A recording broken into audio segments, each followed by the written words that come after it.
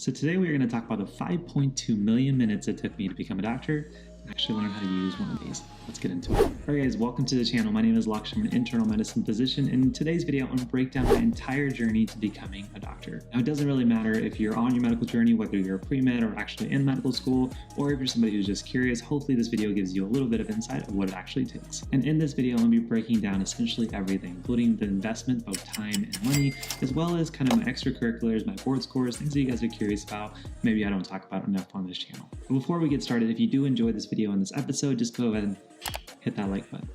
Did you do it? All right, let's get started.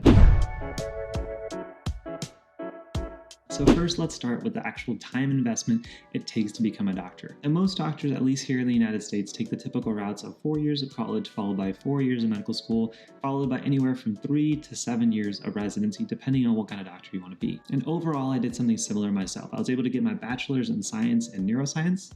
Gotta love the brain, but I was actually able to do it in 3 years instead of 4, just to save that extra year of tuition. Now, instead of going straight into medical school, I said no thanks and actually decided to take a year off and actually worked an entire year working with autistic kids. More on that later. But then I made the decision to go ahead and apply for medical school. I was able to get in on my first try, went ahead and finished my 4 years of medical school. So when you put all that together, you have 3 years of college, followed by 1 year of a gap year, followed by 4 years of medical school. And now currently I'm in year 2 of 3 of my medical residency. So overall, it took me 8 years to actually become a doctor and graduate medical school and get that coveted MD, and now currently I'm about 10 years in. So if you want to do the math, or if you want to go ahead and just use your fancy calculator, that actually comes out to a very nice 3,650 days to actually become a physician. Now that in itself actually wasn't that impressive, but then when you break it down further, it actually comes out to about 80,000 days or 5.2 million minutes, and that's when I started rethinking my decision. So next, let's go ahead and talk about the cost it took me to become a doctor. Now, it's really important to mention, just because going through college and medical school, you actually usually aren't working or actually making a decent salary. So the first time you actually make a salary is when you're about 25, 26. You've already gone through 8 years of schooling, which means extra cost, extra expenses, and really no income. So me personally, my overall college cost in terms of tuition came out to about $10,000. Now, this was a combination of scholarships I had applied for after finishing high school, as well as some support from my family, who I'm super thankful for. But next we go ahead and talk about the cost of medical school, and this is where my net worth just took a nosedive. Now, financial aid for medical school is pretty hard to come by. Most of it is in the form of loans, which is how I was able to pay for a good chunk of it. I was able to get a few thousand in scholarships, but when you compare that to a $200,000 medical school education, it just barely made a dent. And in terms of family support, for me, it just didn't make sense to put my family in a situation of going back $200,000 for my own personal dream of becoming a physician. So I decided to go ahead and personally foot the bill, and now I'm currently about $192,000 in debt in medical school loans. And if you guys are more curious of how I plan on paying that off, there'll be a video linked down below where I talk about my medical school loans more in detail.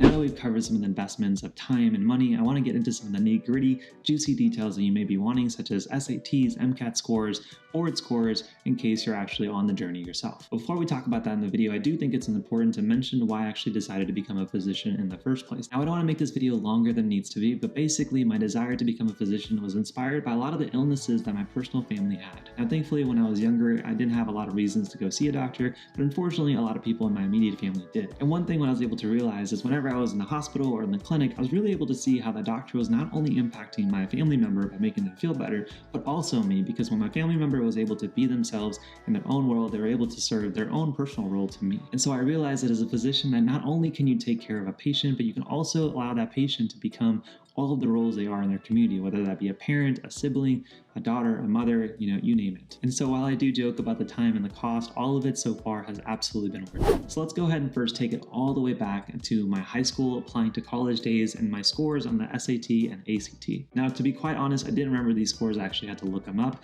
On my ACT, I was able to get a 29 on my first try, which I think was a little bit above average when I took it. I'm not sure if the scale has changed now. And in my SAT, I think I had between an 1800 and a 1900. I think I took it twice just to see if I was able to improve my score. Now, these scores by no means were the most impressive, but they were a little bit above average, and they were able to get me into university that I wanted to. Now, fast forward to the MCAT, which is the exam you'll take to try to get into medical school while you're in college. My score on the MCAT was a nice solid 30. Now, my MCAT score was right above average for most students who took it, and also met kind of the criteria of a good enough score to get into medical school. So I decided to just take the test once, not try to improve my score, and just hope to the med school gods that I would get in. Now, I am very lucky and thankful that I was able to get into medical school in my first try, but once you get into medical school, unfortunately, the grades and scores do not end. In fact, there's 2 board exams that you take that actually are more stressful than anything I've taken up to that point. First of all is Step 1, which is an exam that really tests you on every single detail you probably will need to know and not know as a physician. This is something you'll take after about your second year of medical school. And this exam, as the making of this video, is considered to be the most important test you'll take as a physician because it can really determine what kind of doctor you want to be. Now, thankfully for me, my Step 1 went well. I was able to get a 251, which was above average, and actually kind of kept me in the lines of applying for essentially any residency or specialty that I wanted to. So with that momentum, I moved on to Step 2, which is kind of the last board exam you take while in medical school. I was able to get a similar score of a 257, which again is above average, well enough to apply to essentially any specialty or residency that I wanted. Now, it's important to point out that board scores are just one data point. It's obviously very nice to do well. It's kind of a check mark that you can move on to the next thing. But in case you don't, just remember that there's other things that you can go ahead and boost up on your application. Now, to finish off the score section, I do think it's also important to talk about GPA. And for me in college, I was able to get about 3.82 GPA and about the same for my science GPA that medical schools will look at. All of this put together gave me a nice application, a nice shot to essentially get into multiple different medical schools around the country. But I think the most important thing that was able to increase my chances of getting into medical school and to become a doctor was actually the extracurriculars that I did. And so if you're a student applying to medical school, or if you have somebody who's interested in going to medicine, it's obviously really important to do well in the exams, but just in case those don't work out in your favor, your extracurriculars can really make up for some of those. So while I was in college, a few things I was able to do was being the president of one of the pre-med organizations. I was an editor for one of the natural science college's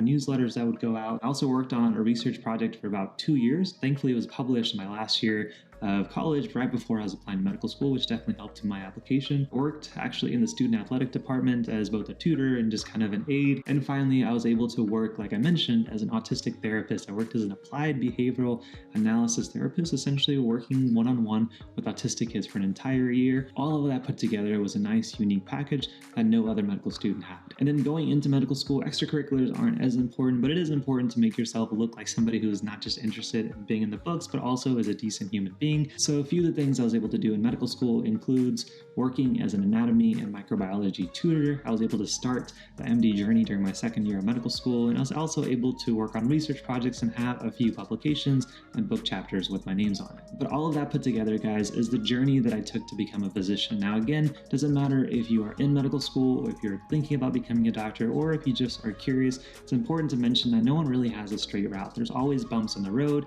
and it may be that your exam scores are not where you want them to be, or your GPA is not as high as you'd like, or you may not have the extracurriculars you wish you did by the time you're applying. But the most important thing I hope you take from this video is that while it takes a lot of time, a lot of money, a lot of effort to become a doctor, if you remember that why, for me, it was the ability to help more than just my patient, but everyone who's dependent on them, that can really continue to drive you. So if you don't get into medical school, or if a board exam doesn't go your way, if you really do want it, you'll be able to continue to make the steps to move forward and try again. But hopefully you guys enjoyed this video on my own MD journey. I hope that this gives you a little bit of insight in case you're interested in doing the same. Now, before you click off this video, if you did enjoy the content, then go ahead, just grab your finger and just hit that like button. In all honesty, it definitely both helps support the video, the channel, and also lets me know that you guys enjoy content like this and want more. And in case you haven't, go ahead and hit that subscribe button to get 2 videos just like this one every week, and also drop your questions in the comment section down below. If you enjoyed this video, you'll also like this video, how much doctors make in the United States, as well as how much I make as a medical resident, so check these out. But with that being said, guys, thank you so much for being a part of my journey. Hopefully I've been a little help to you guys and yours. I'll see you guys in the next one. Peace.